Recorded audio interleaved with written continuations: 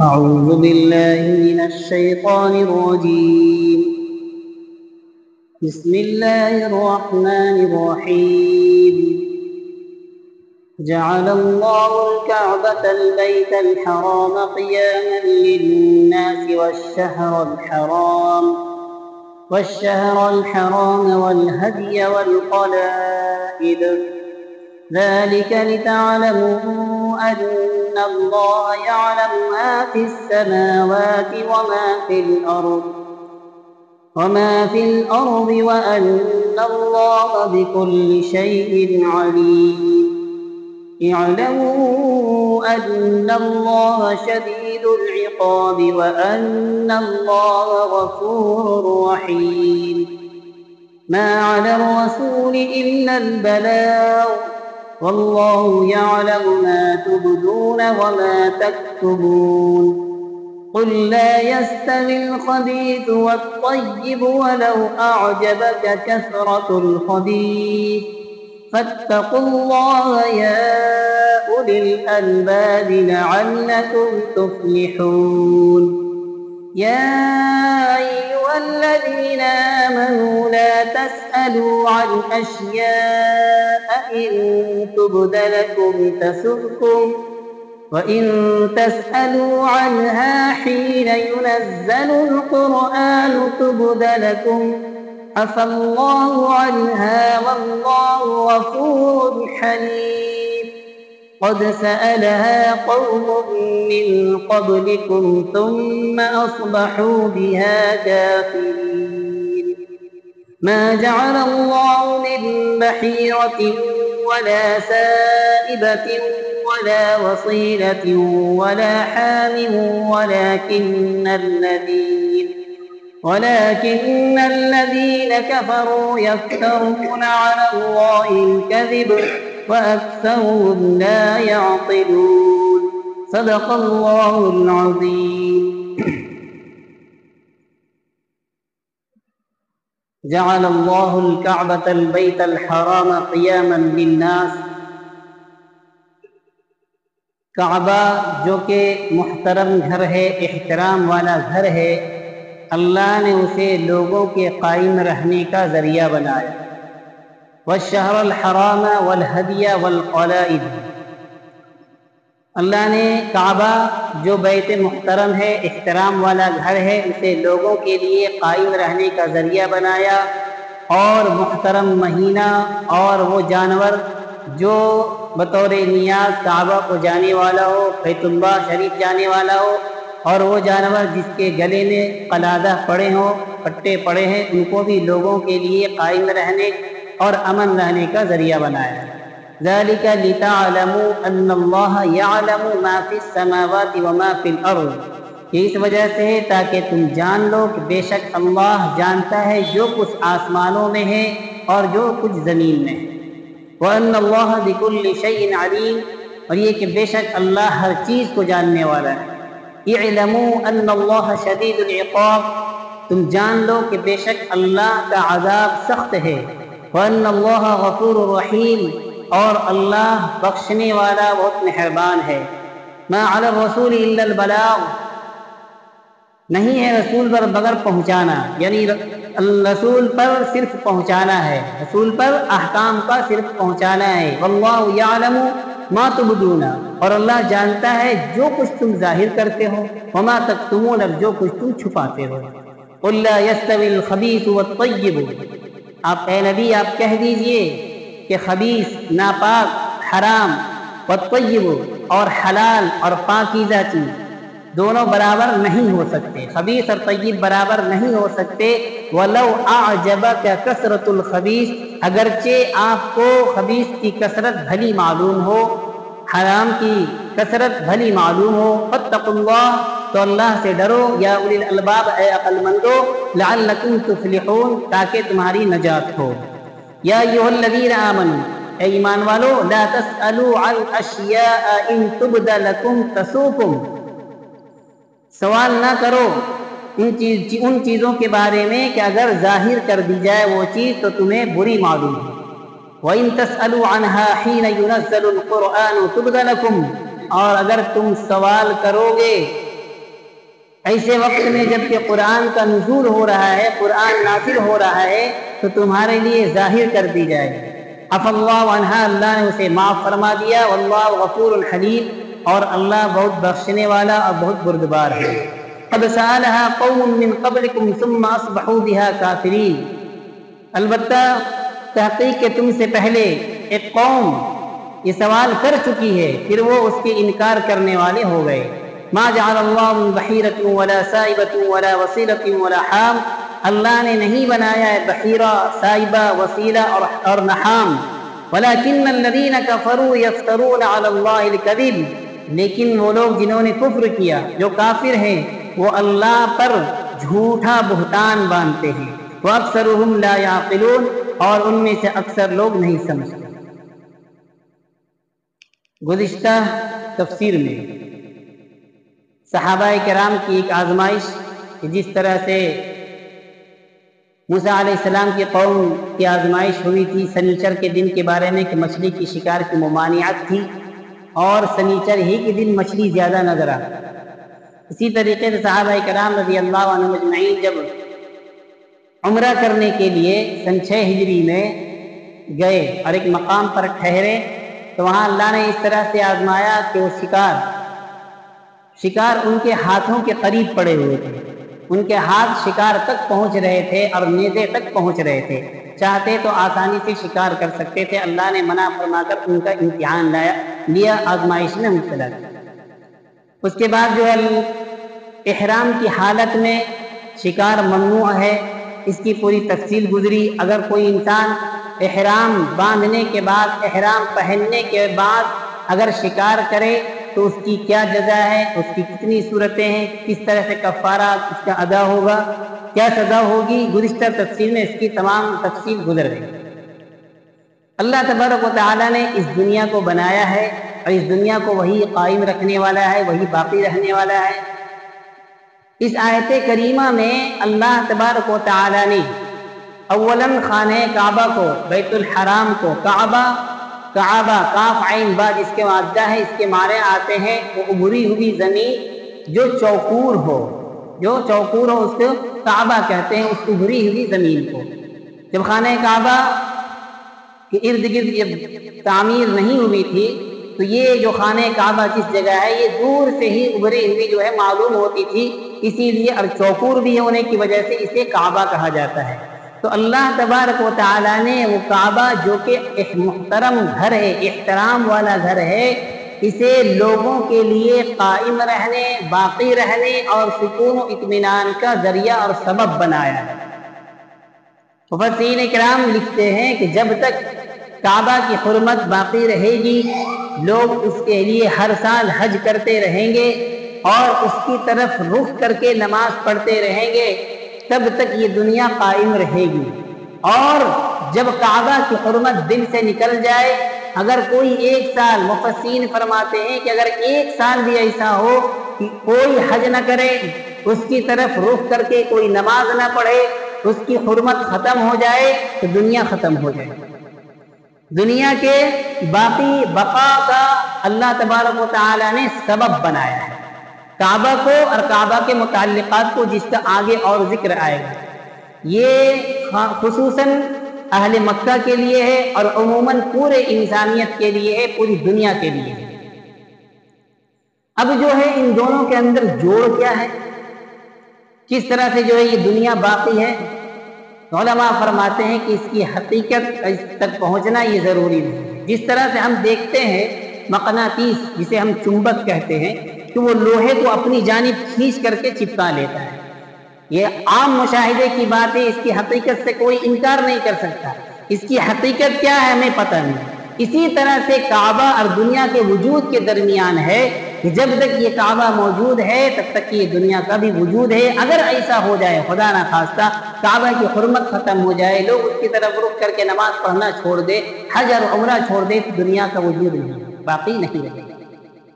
ایک سرسری مضمون ایک نظر سے گزرا تھا، ایک سائنسداں کا یہ دعویٰ تھا کہ کعبہ کی وجہ سے اس دنیا کا سارا نظام چل رہا ہے، خدا جانے وہ کیا تحقیق کی، لیکن یہ مضمون نظر سے ایک گزری تھی۔ خیر اللہ تبارک و تعالیٰ نے اسے سبب بنایا۔ اور بعض مفسرین یہ فرماتے ہیں کہ اس سے وسعت رزق مراد ہے کہ اللہ تبارک و تعالیٰ نے کعبہ کو جائے اطمینان بنایا اور یہاں کے رہنے والوں کے لیے وسعت رزق بنایا ہے۔ لوگ آتے ہیں، حج کرنے کے لیے آتے ہیں، دور دراز سے لوگ آتے ہیں، وہاں کی معیشت کو فائدہ پہنچتا ہے اور یہاں کی خرید و فروخت کا اثر پوری دنیا کے اوپر پڑتا ہے، تو اللہ نے اس کے لیے سبب بنایا ہے۔ اور آگے فرمایا اللہ تبارک و تعالیٰ نے والشہر الحرام، محترم مہینہ، چونکہ یہاں اللہ نے مفرد ذکر فرمایا واحد شہر الحرام، تو اس سے مراد مفسرین فرماتے ہیں کہ یہ ذی الحجہ کا مہینہ مراد ہے۔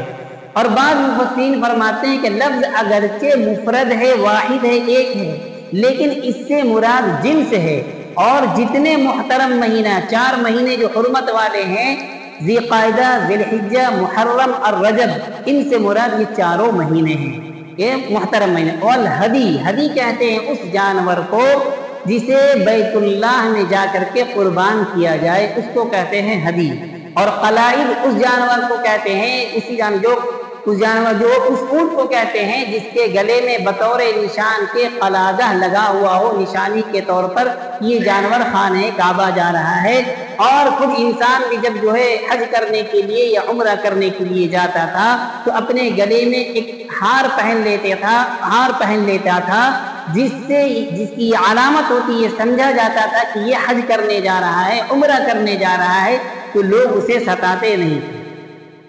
تو اللہ نے اسے سبب بنایا۔ اللہ نے کئی چیزوں کا ذکر فرمایا، اولاً خانہ کعبہ کو ذکر فرمایا، اس کے بعد محترم مہینے کا ذکر فرمایا، اور ہدی کے جانور اور قلائد، یہ 4 چیزوں کو اللہ تبارک و تعالیٰ نے بیان فرمایا ہے۔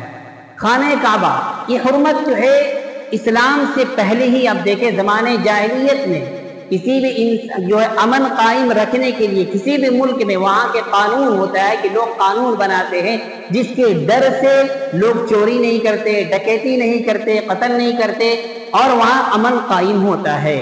اب زمانہ اسلام سے پہلے بھی دیکھیں تو یہ لوگ بالکل اس زمانے کو اس زمانے جاہلیت کہتے ہیں، لوگ جنگجو تھے، ایک دوسرے سے سال تک جنگ کرتے تھے۔ اس کے باوجود خانہ کعبہ کی حرمت اور جو اشہر حرم ہے، احترام والے جو مہینے، محترم مہینے، ان کی حرمت، اسی طریقے سے وہ جانور جو خانہ کعبہ جا رہا ہو اس کی بھی حرمت ان کے دلوں میں اس طرح پیوست تھی کہ اس کے خلاف وہ نہیں کرتے تھے۔ اگر کوئی انسان کتنا ہی بڑا جرم کر کے اگر وہ خانہ کعبہ میں داخل ہو جاتا تھا تو اسے چھیڑتے نہیں تھے۔ اگر کسی انسان کے باپ کا قاتل بھی اگر خانہ کعبہ میں اگر ملاقات ہو جاتا تو نظریں جھکا کر کے وہ نکل جاتا تھا، کچھ بولتا نہیں تھا، کیوں؟ کعبہ کے حرمت کی وجہ سے۔ تو اللہ نے کعبہ کو ایک امن کا ذریعہ بنایا ہے، اطمینان اور سکون کا بھی ذریعہ بنایا ہے۔ اسی طریقے سے وہ جب انسان حج کرنے کے لیے یا عمرہ کرنے کے لیے جاتا ہے، وہ جانور جو ہے جب لے کر کے جاتا ہے، جسے اب تو جو ہے پہلے اس وقت یہ ہوتا تھا کہ لوگ گھروں سے بھی جانور لے کر کے جاتے تھے، اب تو جو ہے حجی کے جو جانور وہ مینا میں مل جاتے ہیں۔ اب صلی اللہ علیہ وسلم عمرہ کرنے کے لیے جب تشریف لے گئے، رسول حجۃ الوداع کے موقع پر بھی جب آپ صلی اللہ علیہ وسلم حج کرنے کے لیے گئے تو جانور خود اپنی ساتھ لے کر کے گئے، تو اس جانور کو بھی وہ چھیڑتے نہیں تھے، اسے ستاتے نہیں تھے۔ ان چیزوں کو بھی اس کے ذریعے سے اس کا احترام تھا اور اس کی وجہ سے سکون اور امن قائم تھا، اس کی وجہ سے سکون اور امن قائم تھا۔ اس لیے اللہ نے فرمایا کہ خانہ کعبہ کو جو کہ احترام محترم گھر ہے، اور اسی طریقے سے اشہر حرم، خاص طور سے ذی الحجہ کا مہینہ، اور وہ جانور جو بطور نیاز کعبہ جسے لے جایا جا رہا ہو، اور وہ جانور جس کے گلے میں قلادہ پڑا ہوا ہو، جو نشان ہو کہ یہ جانور خانہ کعبہ میں جا کر کے اسے ذبح کیا جائے اور قربان کیا جائے گا، اللہ تبارک و تعالیٰ نے اسے قائم لوگوں کے لیے قیام کا ذریعہ بنایا۔ ذلك لتعلموا ان الله يعلم ما في السماوات وما في الارض وان الله بكل شيء عليم۔ اس وجہ سے ہے تاکہ تم جان لو، اللہ تعالیٰ تبارک و تعالیٰ اپنے علم کے بارے میں بیان فرما رہے ہیں تاکہ تم جان لو کہ کوئی بھی چیز اللہ کے علم سے باہر نہیں ہے، اللہ کے علم سے کوئی چیز باہر نہیں۔ جو کچھ زمین میں ہے اور جو کچھ آسمانوں میں ہے، ہر چیز سے اللہ بخوبی واقف ہے۔ وَأَنَّ اللَّهَ بِكُلِّ شَيْءٍ عَلِيمٌ، اللہ تبارک و تعالیٰ ہر چیز کا جاننے والا ہے۔ اعلموا ان اللہ شدید العقاب وان اللہ غفور رحیم، تم جان لو کہ بے شک اللہ کا عذاب سخت ہے اور اللہ تعالیٰ معاف کرنے والا ہے، رحم کرنے والا ہے۔ اس لیے اللہ تبارک و تعالیٰ کا عذاب سخت تھی، جو احکام دیے گئے ہیں، جو حلال ہیں ان کو اختیار کرو اور جو حرام ہیں ان سے بچو۔ جو احکام کرنے کے ہیں ان کو کرنا ہے، اور جو احکام جن کاموں سے اللہ تبارک و تعالیٰ نے روکا ہے اب اس سے رکنا ہے، تاکہ اللہ تبارک و تعالیٰ جاننے والے بھی ہیں، تمام چیزوں کو جانتے ہیں، کون انسان کیا کر رہا ہے، اچھا کر رہا ہے، برا کر رہا ہے، اسے بھی جانتے ہیں۔ کوئی بھی چیز اللہ کے علم سے باہر نہیں ہے۔ اس کے ساتھ ساتھ اللہ تبارک و تعالیٰ کی پکڑ بھی سخت ہے، اور ایسا نہیں ہے کہ جب کوئی گناہ سرزد ہو جائے تو اللہ تبارک و تعالیٰ فوراً سزا دے دیتے، سخت پکڑنے والے نہیں۔ اگر انسان توبہ کرے تو اللہ تبارک و تعالیٰ معاف کرنے والے بھی، اللہ تبارک و تعالیٰ معاف کرنے والے بھی۔ اسی لیے فرمایا، عذاب کا ذکر فرمانے کے ساتھ ساتھ اللہ نے کیا فرمایا؟ وَأَنَّ اللَّهَ غَفُورٌ رَحِيمٌ، معاف کرنے والا بھی ہے۔ غلطی ہو گئی ہے، گناہ ہو گئے، نافرمانی ہو گئے، فوراً آپ آئے اللہ کے پاس، اللہ سے توبہ کرے، اللہ بہت معاف کرنے والا ہے اور رحم کرنے والا ہے، بہت مہربان ہے۔ ہر انسان سے، اپنے بندے سے اللہ بے انتہا محبت فرماتے ہیں۔ مَا عَلَى الرَّسُولِ إِلَّا الْبَلَاغُ، رسول پر نہیں ہے مگر صرف پہنچانا، احکام کا پہنچانا ہے۔ اسی طرح جب احکام کا صرف جو ہے رسول پر کیا ہے، اللہ کا کیا پیغام ہے، کیا احکام ہے، وہ لوگوں تک پہنچا دینا ہے۔ باقی عمل کرنا نہ کرنا پھر آپ کے اختیار میں، اگر عمل کریں گے تو کامیاب ہوں گے، اور اگر عمل نہیں کریں گے تو آپ ناکام ہوں گے۔ آگے فرمایا واللہ یعلم ما تبدون وما تکتمون، اللہ تبارک و تعالیٰ ان چیزوں کو بھی جانتا ہے جنہیں تم چھپاتے ہو یا جنہیں تم چھپ کر کے کرتے ہو کہ کوئی دیکھنے والا نہیں ہے، اللہ اسے بھی جانتا ہے۔ وما تکتمون، اور جس چیز کو تم چھپاتے ہو اور وہ گناہ جو تم لوگوں سے چھپ کر کے کرتے ہو، اللہ تبارک و تعالیٰ اسے بھی جانتا ہے۔ آگے کی جو آیت ہے قُلْ لَا يَسْتَوِي الْخَبِيثُ وَالطَّيِّبُ، کہ نبی آپ کہہ دیجئے کہ خبیث اور طیب یعنی پاک اور ناپاک، حلال اور حرام برابر نہیں ہو سکتے۔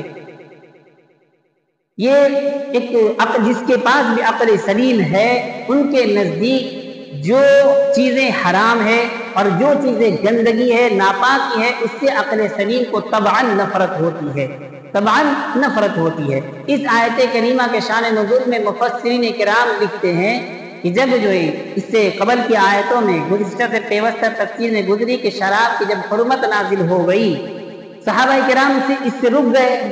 شراب کا بیچنا، اس کا خریدنا، اس کا پینا، یہ ساری چیزیں حرام ہیں۔ ایک شخص جو ہے رسول اللہ صلی اللہ علیہ وسلم کی خدمت میں حاضر ہوئے، اس شخص کا جو کاروبار تھا وہ شراب بیچنا تھا، وہ شراب بناتا تھا اور فروخت کرتا تھا، یہی اس کا ذریعہ معاش تھا، اور شراب بیچ کر کے اس نے ایک مال جمع کر رکھا تھا۔ جب شراب کی حرمت ہو گئی اور آیت حرمت نازل ہو گئی تو آپ رسول اللہ صلی اللہ علیہ وسلم کی خدمت میں وہ صاحب آئے اور پوچھا کہ اللہ کے رسول، اگر میں اس رقم کو جو شراب کو بیچ کر میں نے جمع کیا ہے، اس رقم کو اللہ کے راستے میں خرچ کر دوں تو مجھے ثواب ملے گا؟ اللہ کے رسول صلی اللہ علیہ وسلم نے فرمایا، اگر تم اسے جہاد میں، صدقہ میں، نیک کاموں میں خرچ کر دو تو بھی ایک مچھر کے پر کے برابر بھی اللہ کو پسند نہیں آئے، اللہ اس کا بدلہ نہیں عطا فرمائیں گے۔ یعنی کہ اس پر پھر یہ آیت نازل ہوئی کہ جو ناپاک مال ہے، جو حرام ہے وہ، اور جو حلال مال ہے اور جو پاک اور عمدہ مال ہے، یہ دونوں برابر نہیں ہو سکتے۔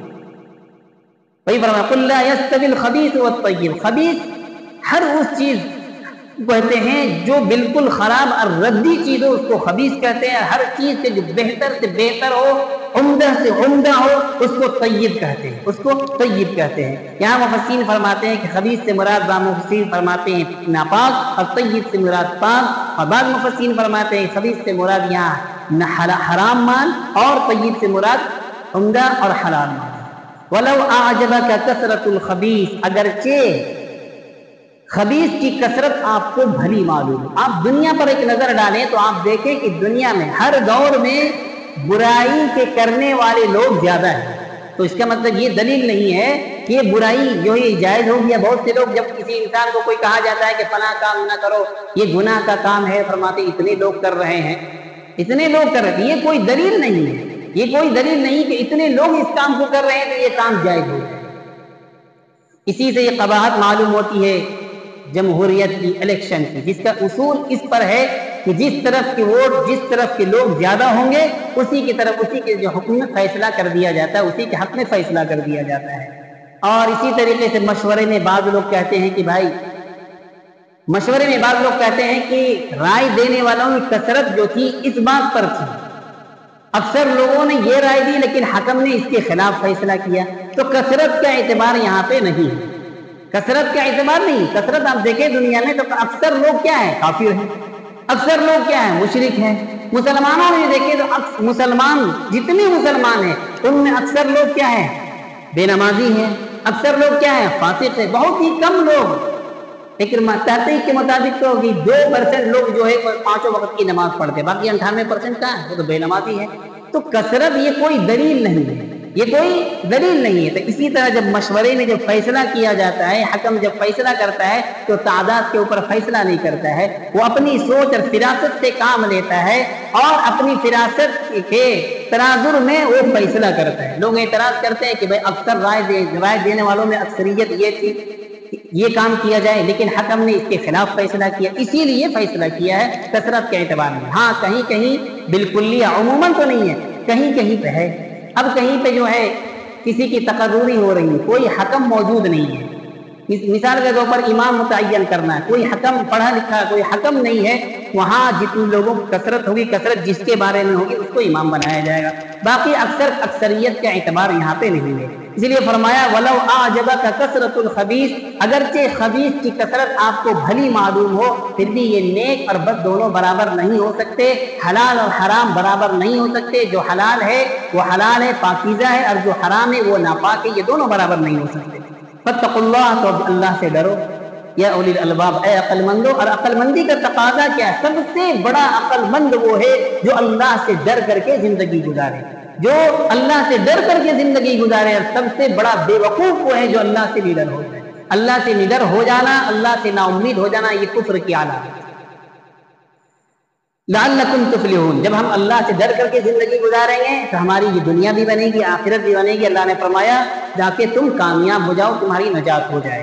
آگے جو ہے آگے کی جو آیت ہے یا ایھا الذین آمنوا لا تسألوا عن اشیاء ان تبد لکم تسؤکم، کہ اے ایمان والو تم ان چیزوں کے بارے میں سوال نہ کرو کہ اگر وہ ظاہر کر دی جائے تو تمہیں برا معلوم ہو۔ اس آیت کے شان نزول میں مفسرین کئی واقعات نقل کرتے ہیں۔ ایک واقعہ یہ ہے کہ جب یہ آیت نازل ہوئی حج کے بارے میں، وَلِلَّهِ عَلَى النَّاسِ حِجُّ الْبَيْتِ مَنِ اسْتَطَاعَ إِلَيْهِ سَبِيلًا، کہ جس کے پاس خانہ کعبہ پہنچنے کی استطاعت ہے اس کے اوپر حج فرض ہے۔ رسول اللہ صلی اللہ علیہ وسلم نے صحابہ کو فرمایا کہ جس کے پاس پہنچنے کی استطاعت ہے، اتنا مال و دولت ہے، اس کے اوپر حج فرض ہے۔ ایک صحابی کھڑے ہو کر کے اس نے سوال کیا کہ اللہ کے رسول، اس سال صرف فرض ہے یا ہر سال فرض ہے؟ اسی سال صرف فرض ہے یا ہر سال فرض ہے؟ آپ صلی اللہ علیہ وسلم خاموش رہے۔ انہوں نے پھر یہ سوال کیا، اللہ کے رسول صلی اللہ علیہ وسلم کو ناگواری محسوس ہوا، اور رسول اللہ صلی اللہ علیہ وسلم نے فرمایا اگر میں یہ کہہ دیتا کہ ہاں ہر سال فرض ہے تو ہر سال حج فرض ہو جائے، پھر مالدار کو ہر سال جو حج اس کے اوپر فرض ہوتا اور ہر سال حج کرنا ہوتا۔ ایک اور واقعہ نقل فرمایا کہ بسا اوقات جو ہے لوگ ایسی چیزوں کے بارے میں سوال کرتے تھے جن کا کوئی فائدہ نہیں ہوتا۔ کوئی لوگ آ کر کے جو ہے تفسیر ابن کثیر کے حوالے سے معارف القرآن میں مفتی شفیع صاحب رحمۃ اللہ علیہ نے یہ نقل کیا ہے کہ ایک صحابی اٹھے کہ اللہ کے رسول میرا ٹھکانہ کہاں ہے؟ اور اس وقت جو ہے رسول اللہ صلی اللہ علیہ وسلم غصے کی حالت میں تھے، غصے کی حالت میں باہر تشریف لائے، چہرہ سرخ ہو رہا ہے۔ ایک صحابی اسی درمیان یہ سوال کیا کہ اللہ کے رسول میرا ٹھکانہ کہاں ہے؟ اللہ کے رسول نے فرمایا جہنم۔ ایک اور صحابی کھڑے ہو گئے اور جو انہوں نے کہا کہ اللہ کے رسول میرا باپ کون ہے؟ تو انہوں نے کہا کہ آقا صلی اللہ علیہ وسلم نے فرمایا کہ تمہارا باپ حذیفہ ہے۔ تو یہ آیت نازل ہوئی کہ اے ایمان والو رسول اللہ صلی اللہ علیہ وسلم سے ایسی چیزوں کے بارے میں سوال نہ کرو کہ اگر وہ چیز ظاہر کر دی جائے۔ اب قرآن کا نازل ہو رہا ہے، وحی کے وقت کا زمانہ ہے، وحی کے نزول کا زمانہ ہے، ظاہر سی بات ہے جو تم سوال کرو گے اللہ کی طرف سے اس کا جواب آ جائے گا اگر وہ ظاہر کر دی جائے۔ مثال کے طور پر جب کہا گیا ہے کہ حذیفہ کے بیٹے جو تھے یہ سوال کیا تھا، حذیفہ تمہارا باپ ہے الولد للفراش، کہ اس کی بیوی کہ جو رحم سے یہ پیدا ہوا ہے یہ اس کا باپ ہے، لیکن اگر اس کے نطفے سے پیدا نہ ہو اور وہ چیز ظاہر کر دی جائے تو اسے ناگوار ہوگی۔ اسی طریقے سے حج اگر ہر سال فرض ہو جاتا تو مسلمانوں کو ناگوار محسوس ہوتی۔ آگے اللہ نے فرمایا اس آیت کے بعد کہ اس سے پہلے بھی چند قوم ایسے گزرے ہیں، کچھ لوگ ایسے گزرے ہیں جنہوں نے ایسے ہی سوالات کیے، اور پھر سوالات کرنے کے بعد جب وہ پورا ہو گیا تو اس کا انکار کرنے لگے۔ عیسیٰ علیہ السلام کے حواریوں نے حضرت عیسیٰ علیہ السلام سے مائدہ دسترخوان نازل ہونے کی جو دعا کری، جب دسترخوان نازل ہو گیا عیسیٰ علیہ السلام نے فرمایا دیکھو جتنا کھانا ہے کھا لو، رکھنا نہیں۔ اس کی نافرمانی کر کے انہوں نے کھانا بچا کے رکھ لیا۔ صالح علیہ السلام کی قوم نے حضرت صالح علیہ السلام سے اونٹنی نکالنے کے لیے، کس سے؟ پہاڑ سے اونٹنی نکالنے کو کہا۔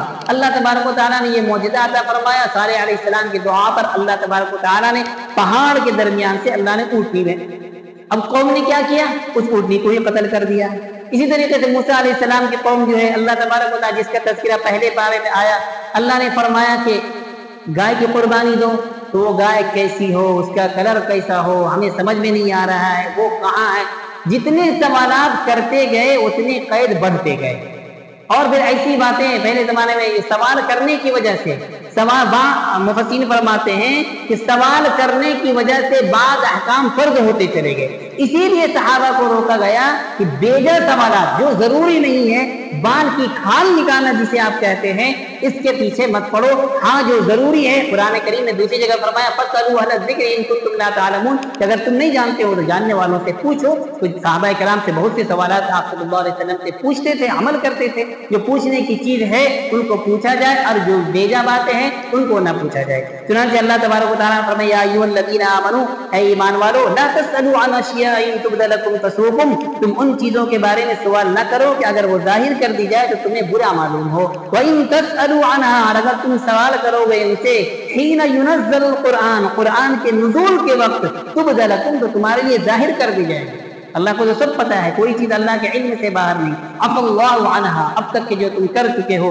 لوگ آتے تھے کچھ پوچھتے ہماری اونٹنی کہاں ہے، مل نہیں رہی ہے، بیجا سوالات کیا کرتے تھے، تو اب تک کہ جو سوالات ہوئے ہیں اللہ نے اسے معاف فرما دیا ہے۔ واللہ غفور حلیم، اللہ تبارک و تعالیٰ بہت مغفرت کرنے والے، معاف کرنے والے ہیں، اور بردبار ہیں، علم والے ہیں۔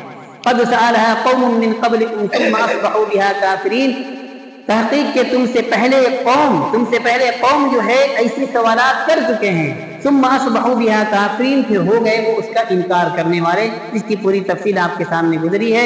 اللہ تبارک و تعالیٰ نے کہنے سننے سے زیادہ عمل کی توفیق عطا فرمائے۔